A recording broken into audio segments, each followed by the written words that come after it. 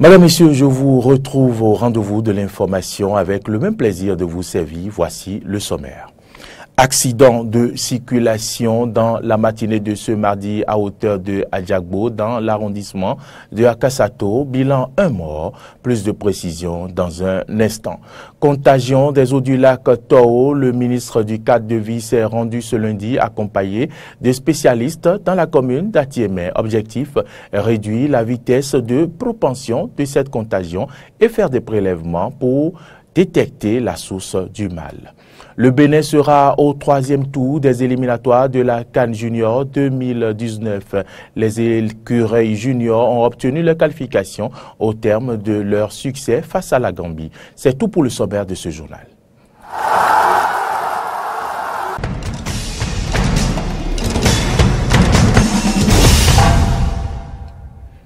Bienvenue donc à toutes et à tous.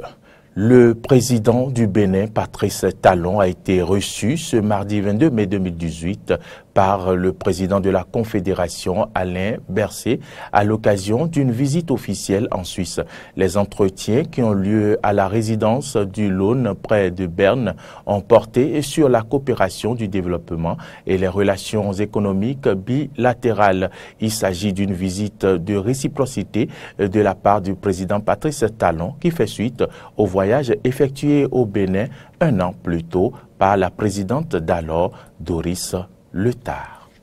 Alerté par une information relative à une contagion du lac Toho, le ministre de l'Agriculture, de l'Élevage et de la Pêche s'est rendu à Zonlihue, une localité de l'arrondissement de Kwenou, dans la commune d'Atiémé, d'où lui est parvenue cette alerte. Le ministre de l'Agriculture, de l'Élevage et de la Pêche s'est fait accompagner par des spécialistes en la matière pour non seulement réduire la vitesse de propension de cette contagion, mais aussi faire des prélèvements pour détecter la source du mal. Plus de détails sur cette situation dans le Mono avec notre correspondant Jonas Bouchi.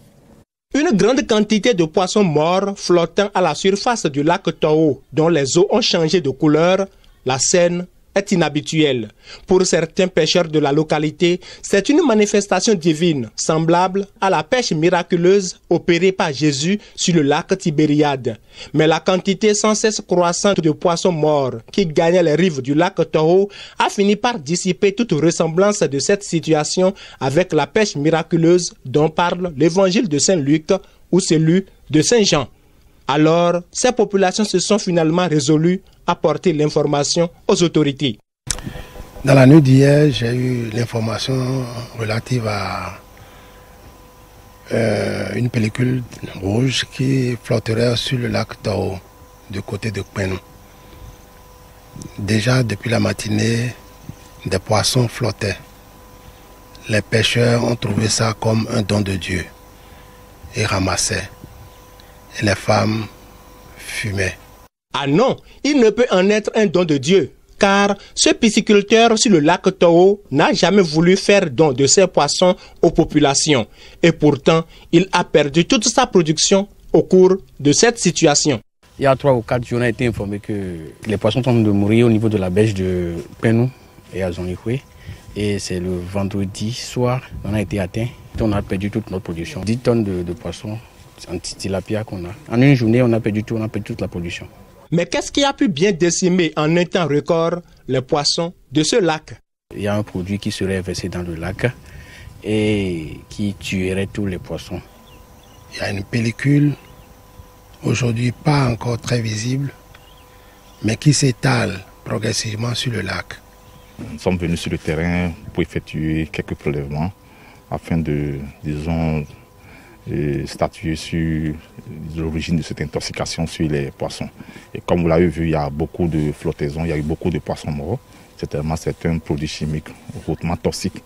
Y a-t-il alors un risque d'intoxication à craindre pour ceux qui consomment ces poissons? Il y a un danger, il y a un risque d'intoxication de la population. Regardez très bien les filets qui sont par terre là. La couleur des filets est naturellement blanche. Mais les filets qui sont sortis de la zone où le nuage est passé sont rouges. Ça veut tout dire. Il faudra donc en appeler à la conscience des pêcheurs de cette localité qui continuent d'exercer allègrement leur activité. nous sommes venus observer ce matin. Et il y a une belle brochette de pêcheurs avec leurs petites barres, leurs pirogues, effectivement sur le plan d'eau. Et sur le plan d'eau, les pêcheurs continuent de prélever. Plusieurs mesures sont déjà prises par le ministre Gaston Dossoui pour réduire la vitesse de contagion des eaux de ce lac et pour préserver la santé des populations riveraines. Mais en attendant que la police républicaine ne mène des investigations pour détecter la source de cette contagion des eaux du lac Tahoe, quelles sont les autres mesures envisagées par le ministre de l'Agriculture, de l'élevage et de la pêche pour circonscrire la contagion de ce lac et assurer la santé des populations? Suivez ici les explications du ministre de l'Agriculture, de l'élevage et de la pêche, Gaston Dossoui. La première mesure à prendre, c'est d'inviter la police fluviale à faire tout de suite la patrouille sur le lac et permettre de circonscrire le mal, de voir la zone où il y a un rétrécissement de la largeur de la lac pour monter un piège afin de capter cette pellicule qui flotte. Il faut éviter que, à la faveur donc du vent, la pellicule couvre tout le lac. Et cela se produit déjà. Il faut arrêter tout de suite la saignée. Il faut éviter de manger ces poissons. Il faut prendre les mesures pour que les femmes qui ont fumé ou qui ont frit du poisson dans les villages qui entourent ce lac aujourd'hui, on se refuse d'acheter ces poissons, qu'on puisse les prélever avant que la police républicaine ne fasse son enquête pour peut-être identifier d'où le mal est venu et comment est-ce que ça peut s'expliquer.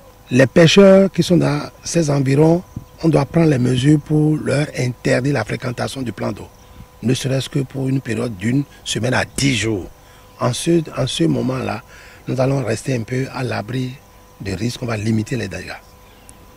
Comme mesure conservatoire, le maire à Datiémé, le préfet et les élus locaux devraient rapidement contacter les chefs de village qui sont là pour que de façon communautaire, on traite la question.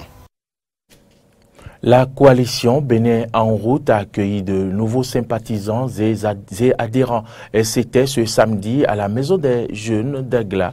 Ce lieu a donc servi de cadre à ce regroupement politique soutenant les actions du gouvernement pour enclencher les préparatifs pour les échéances électorales de 2019. Reportage. Le samedi 19 mai 2018, le mouvement pour le Rassemblement républicain et la coalition Bénin en route ont réaffirmé leur soutien au président Patrice Talon.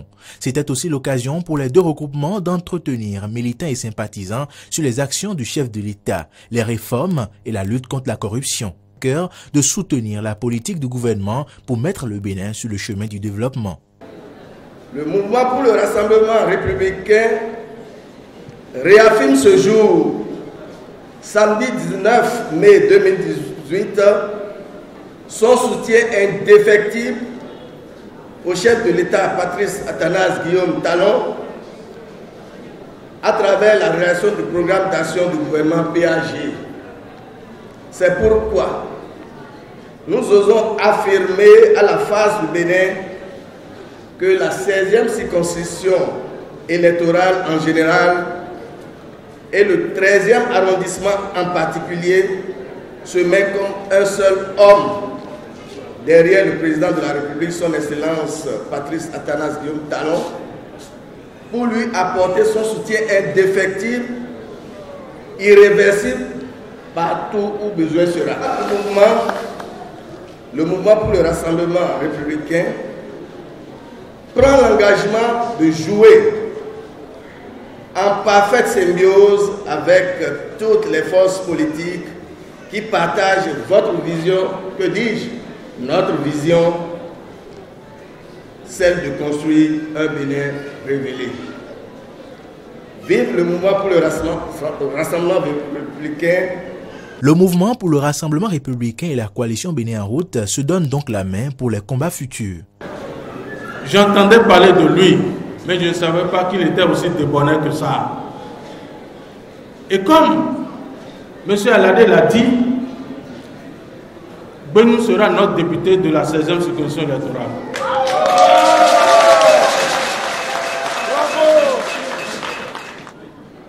Benou a fait beaucoup. Et nous allons rester avec lui pour envoyer beaucoup de députés à l'Assemblée nationale. Ça, c'est sûr. Il y aura des maires, il y aura des conseillers municipaux ici, parmi nous. Qu'il en soit ainsi. À Cotonou, le top a ainsi donné par la coalition Bénin en route pour les batailles des prochaines échéances électorales. Vous venez de suivre un reportage de Frégis Serlan et de Frégis Fursi. Je vous l'annonçais en titre, accident mortel de circulation dans la matinée de ce mardi 22 mai 2018 sur la route inter-État Cotonou-Niamey à hauteur de Adjagbo dans l'arrondissement d'Akasato, commune d'Abomey-Calavi. Un homme, la soixantaine, conduisant une moto, voulant traverser la voie, s'est vu fauché par un gros camion qui, selon les témoins, roulait à vive allure. La victime serait, selon les mêmes témoins, dans les courses pour l'inhumation de sa belle-mère. Je vous invite à suivre les propos de Roméo Amoussou, l'un des témoins du drame, qui nous raconte ici les circonstances de cet accident. Il est au micro de Carnot François, Roumbari Rinto et Damien Pedro. Bon, moi je suis juste au carrefour là, je suis derrière eux. Quand le camion venait de l'autre côté, il allait vers ce coup là-bas. Il était sur vive allure. Donc, quand il était sur l'allure, l'autre voulait traverser, son second dit ne traverse pas. Il est monté, il a freiné encore. Et même sur le champ, il a démarré encore, il est monté sur la voie. Et là, il a traversé même. L'allure que le camion était bon, l'allure qu'il a pris de là-bas, il ne pouvait plus l'éviter, il a ramassé.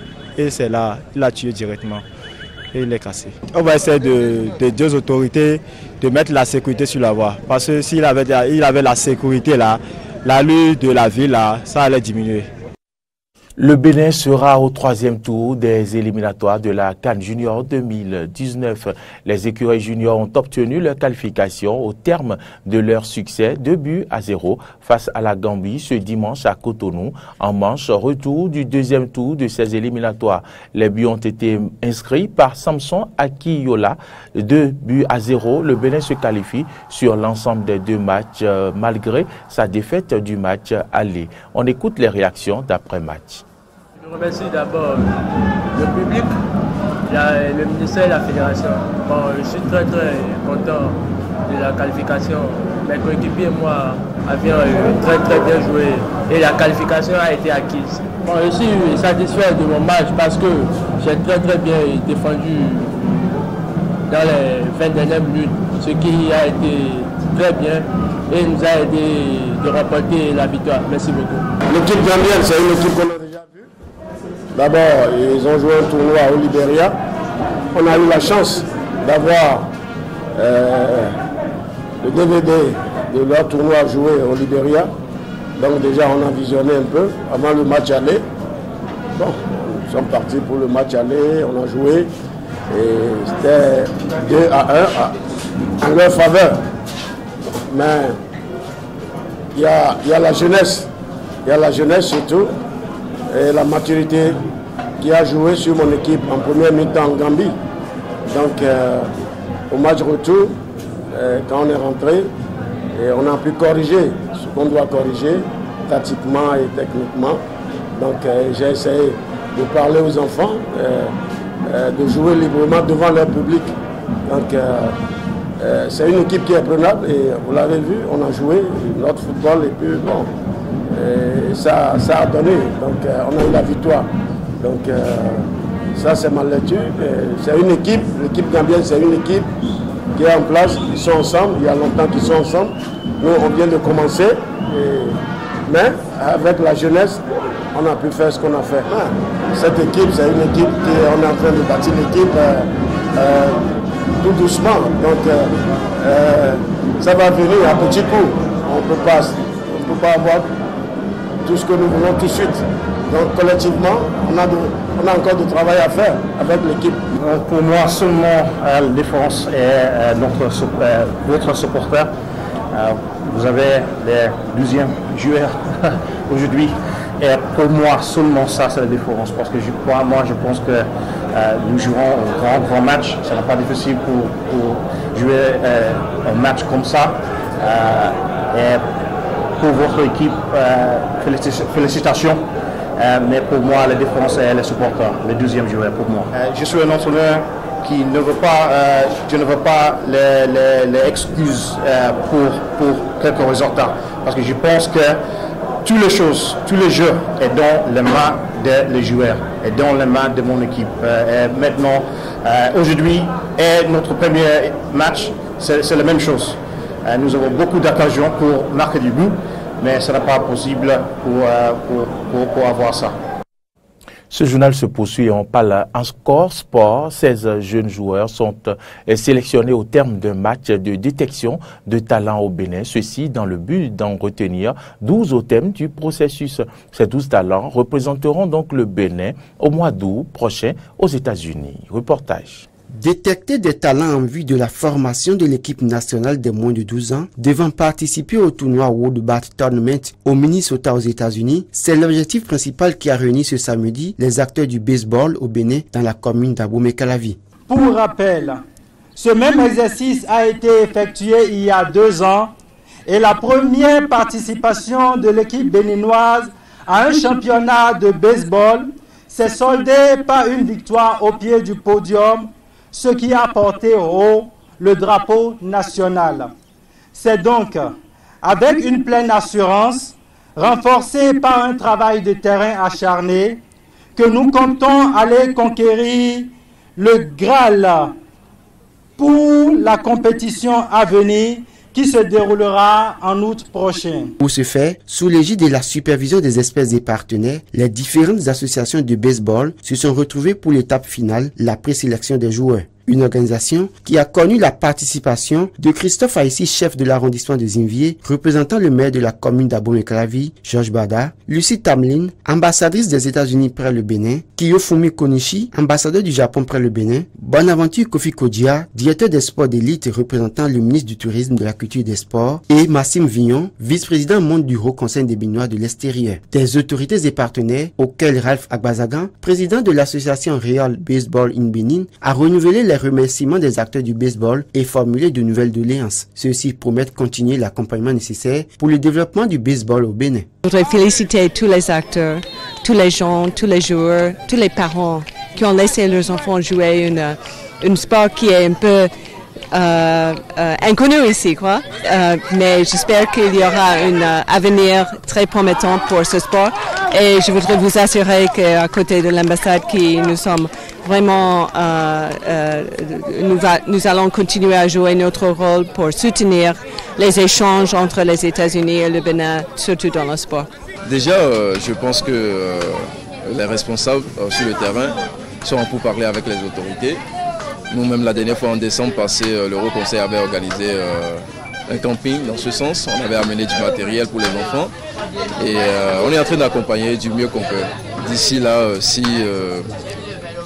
Dieu nous accompagne, je pense qu'on pourrait peut-être avoir une fédération. Ralph Agbazagan a également adressé ses remerciements aux coachs formateurs Fernando Laveni à Tanon et Arnaud Adodo, grâce auxquels le baseball est pratiqué aujourd'hui par près de 500 enfants dans plusieurs villes du Bénin. Une cinquantaine de coachs certifiés. Les experts Gary Tonsonger et Wally Longfellow, respectivement président et vice-président de l'association sportive Baseball in Benin basée aux États-Unis, travaillent pour l'essor du baseball au Bénin depuis 8 ans, avec à la clé des appuis techniques, financiers et des dons en équipement. Au thème de la journée, 16 joueurs ont été présélectionnés. Ces joueurs seront suivis pendant un moment pour détecter au terme du processus 12 talents qui participeront au tournoi aux États-Unis en août prochain. On poursuit ce journal en interactualité où nous irons à la découverte d'une équipe. Le MFM Football Club est l'une des rares équipes au monde appartenant à une église à évoluer en première division d'un championnat. Propriété de la très populaire et puissante église évangélique, le ministère de la Montagne de Feu et des Miracles, l'équipe a déjà remporté la Coupe du Monde des églises et s'est glissée parmi les meilleures équipes du Nigeria. Reportage. C'est le même rituel avant chaque match. Le pasteur prie avec les joueurs dans les vestiaires. Une prière à la limite de la transe qui se poursuit jusqu'au terrain avant le coup d'envoi de la partie. Pour cette équipe de football, La religion est au cœur du dispositif sportif. Le message que j'ai partagé avec eux est de leur faire savoir qu'avec Dieu, tout est possible. Comme nous jouons ici, une fois qu'ils ont Dieu en tête, ils auront tout ce dont ils ont besoin.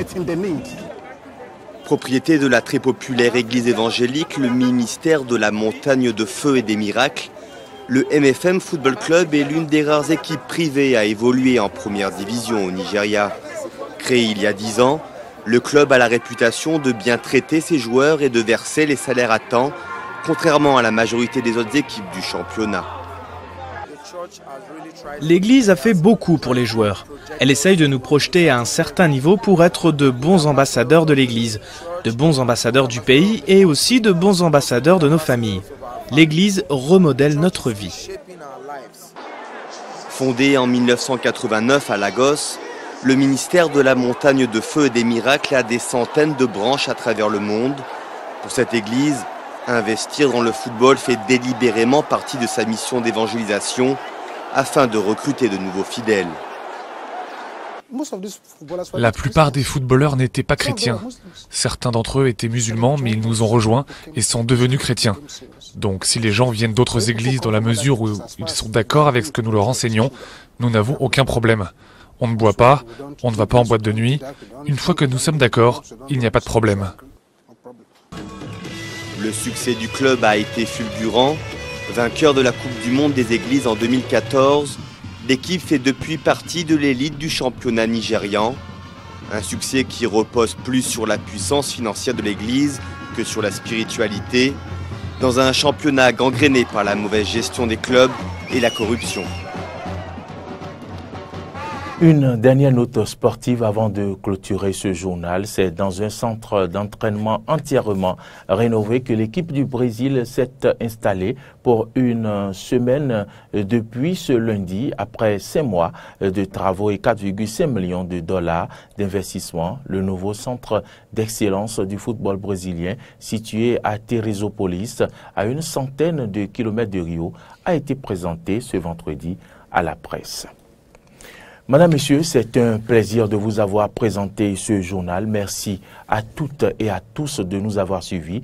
Bonne suite de nos programmes sur Eden TV.